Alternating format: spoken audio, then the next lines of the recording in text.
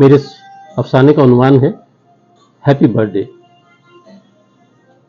وقار موسیٰ نے دوسری طرف کی آواز سننے کے بعد ہمیشہ کی طرح ڈائری میں لکھے ہوئے نام اور نمبر پر قلم چلانا چاہا تو ہاتھ خیال کی کسی اچانک لہر کے سبب لرز کر رہ گیا۔ قلم ہاتھ سے چھوٹ گیا اور ڈائری میں لکھے حرف ناچنے لگے۔ ایسا پہلے کبھی نہیں ہوا تھا۔ جب کبھی اسے اطلاع ملتی کہ مطلوبہ شخص اب دنیا میں نہیں رہا تو وہ مرنے کی دعا پڑھتے ہوئے نام اور نمبر پر قلم چلا دیتا اور آئندہ کے لیے اسے فہرست سے خارج کر دیتا۔ مگر آج کچھ عجیب سا محسوس ہوا۔ ڈائری کے مطابق اسے آج 4 فون کرنے تھے اور یہ پہلا فون تھا، لیکن پہلے فون سے ہی وہ خوف کے حصار میں جکڑ گیا جہاں سے نکلنا اس کے بس میں نہیں تھا۔ دیر تک خلا میں بے سبب گھورنے کے بعد طبیعت سنبھلی تو وہ بلا ارادہ اور بغیر بتائے گھر سے باہر نکل گیا۔ وہ جانتا تھا کہ یہ گھر کے اصولوں کے خلاف تھا۔ یہ اصول اس نے خود بنائے تھے۔ اس کے بچے حتیٰ کہ تیسری نسل بھی ان اصولوں پر سختی سے کاربند تھی، مگر اس وقت وہ خود گھر سے نکلتے ہوئے بھول گیا کہ اسے یہ بتا کر آنا چاہیے تھا کہ وہ کہاں جا رہا ہے۔ لیکن وہ کیسے اور کیوں کر کسی کو بتاتا کہ وہ کہاں جا رہا ہے؟ وہ تو یوں ہی بے سبب بے ارادہ گھر سے نکل آیا تھا۔ آج اس نے ایک اور اصول بھی توڑا تھا، صبح ناشتے کے فوراً بعد فون کرنے کا اصول، جس پر وہ گزشتہ 25 برسوں سے قائم تھا۔ کیسا بھی کڑے سے کڑا وقت ہو، موسم خراب ہو، شہر کی فضا بدلی ہوئی ہو، وہ شہر میں ہو یا شہر سے باہر، بیمار ہو یا دن بدن بڑھتی ہوئی مصروفیت، وہ لوگوں کو فون ضرور کیا کرتا۔ مگر آج تو اس نے صرف ایک فون کیا اور جو کچھ دوسری طرف سے سنا اس کے بعد نہ جانے خوف یا دکھ کے بے رنگ سائے کہ پہلو با پہلو گھر سے نکل آیا اور اب چلتے چلتے ایک مصروف سڑک سے گزر رہا تھا جہاں زندگی ہمیشہ کی طرح رواں دواں تھی۔ یہ ربع صدی پہلے کی بات ہے جب وقار موسیٰ نے موسم بہار کی آمد پر آنگن کی کیاری میں گل داؤدی کے بیج بوئے۔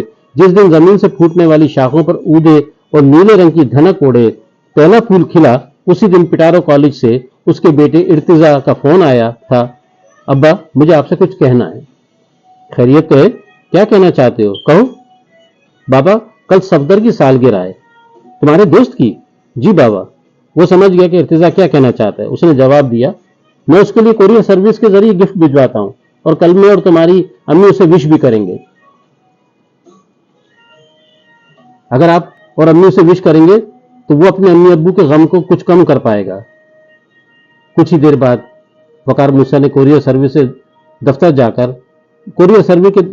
دفتر جا کر پھولوں کا گلدستہ، برتھ ڈے کارڈ اور خوبصورت سویٹر کا گفٹ پٹارو کالج کے پتے پر بک کروا دیا، جو کہ آنے والی صبح 9 بجے صفدر کو ملنے والا تھا۔ دوسرے دن 9 بجے سے کچھ پہلے اس نے پٹارو کالج کے نمبر پر فون کیا اور صفدر سے بات کرنے کی خواہش ظاہر کی۔ چند دن بعد وہ اور اس کی بیوی صفدر کو سالگرہ کی مبارکباد دے رہے تھے۔ صفدر سے بات کرتے ہوئے وہ غم اور خوشی کی باہمی کیفیت سے گزر رہا تھا۔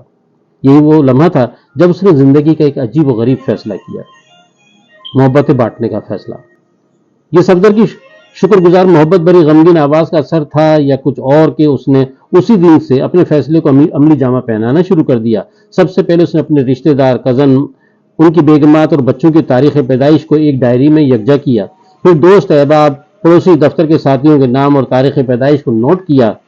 آج 11 ستمبر تھی اور اس کی مرتب کردہ فہرست میں فی الحال ایک نام اور ایسا تھا جس کی تاریخ پیدائش 11 دسمبر ہی تھی۔ اس نے فوراً فون ملایا اور سالگرہ کی مبارکباد دی۔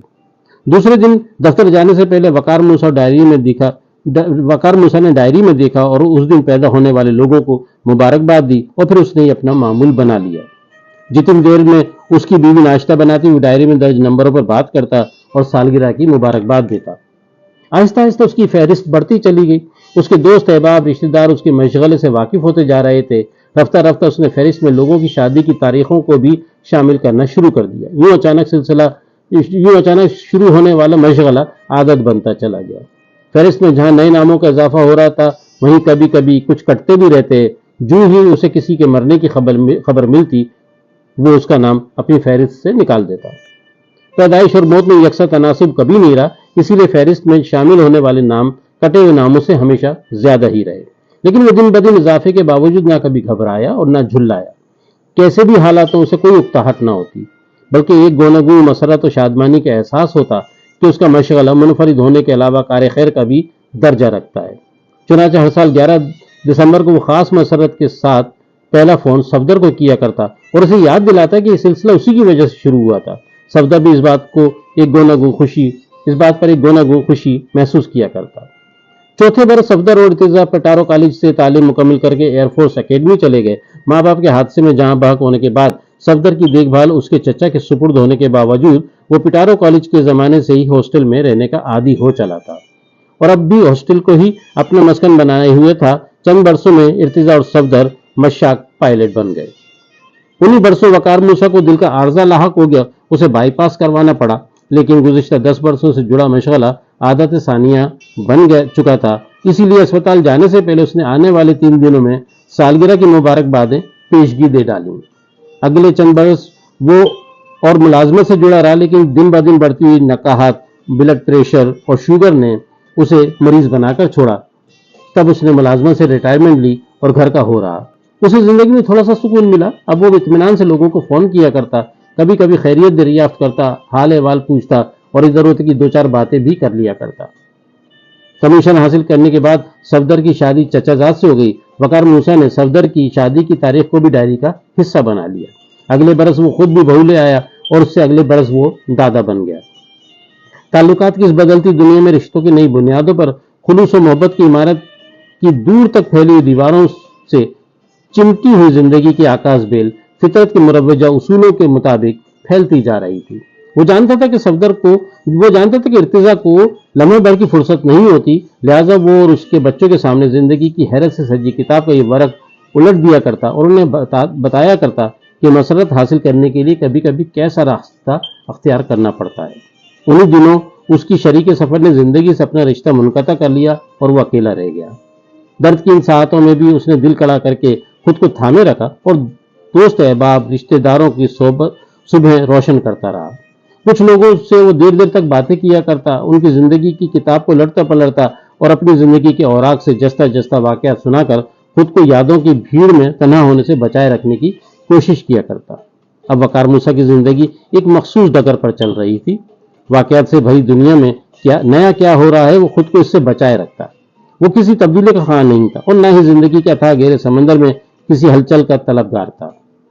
घड़ी की मखसूस और लगी बंदी रफ्तार से चलती हुई सुइयों की टिक टिक की तरह उसकी जिंदगी बरसों से एक तयशुदा दायरे में घूम रही थी कि वो वाकया हो गया जिसका जिक्र मैंने शुरू में किया था। 11 दिसंबर की सुबह मसरत के मखसूस एहसास के हुसूल के लिए वकार मूसा ने जब टेलीफोन का नंबर मिलाया तो उसे याद था कि यह सफदर का नंबर है। उसे अपने बेटे इर्तिजा के दोस्त सफदर के अम्मी अब्बू आज से 25 बरस पहले एक फजाई हादसे में हलाक हो गए थे और वो तन्हा रह गया था। उन्हीं दिनों इर्तिजा ने वकार मूसा को बताया था कि हमेशा हंसने मुस्कुराने वाला सफदर कैसा उदास और जिंदगी से मायूस नजर आने लगा था। इर्तिजा ने यह भी बताया कि अगले हफ्ते सफदर की 16वीं सालगिरह है और हर साल उसकी तरह उसके अम्मी अब्बू इस बार भी उसे बर्थडे विश करने वाले थे, मगर अफसोस कि फरिश्ता अजल ने यह खुशी छीन ली। और अब फिर जब वो और उसकी बीवी 25 बरस पहले वाली 11 दिसंबर की सुबह सफदर को विश कर रहे थे तो उसे जरा अंदाजा नहीं था कि छोटी सी बात कैसी रोशन सुबहों को जन्म देगी। मगर आज रबा सदी की मुसलसल रवा दवा मसरत अंगेज सुबह के बाद दूसरी तरफ से जो कुछ कहा गया उसने वकार मूसा को दहला दिया।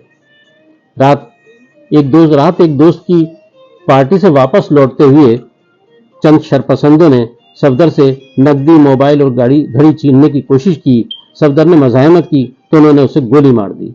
वहां मौजूद लोग उसे अस्पताल ले गए मगर वो जाँबर ना हो सका। अभी चंद घंटे पहले इतला मिली है, इर्तिजा भाई और दूसरे लोग अस्पताल से मैयत लेने गए।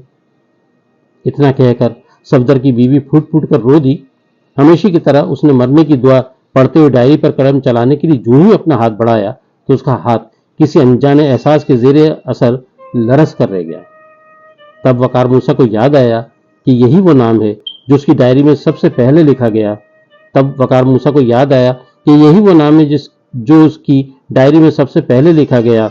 आज वो शख्स अपनी सालगिरह की मुबारकबाद सुनने के लिए जिंदा नहीं है। वो कुछ देर के लिए गुमसुम सा हो गया। वो बेध्यानी में घर से बाहर दूर निकल आया जहां जिंदगी हमेशा की तरह रवा दवा थी।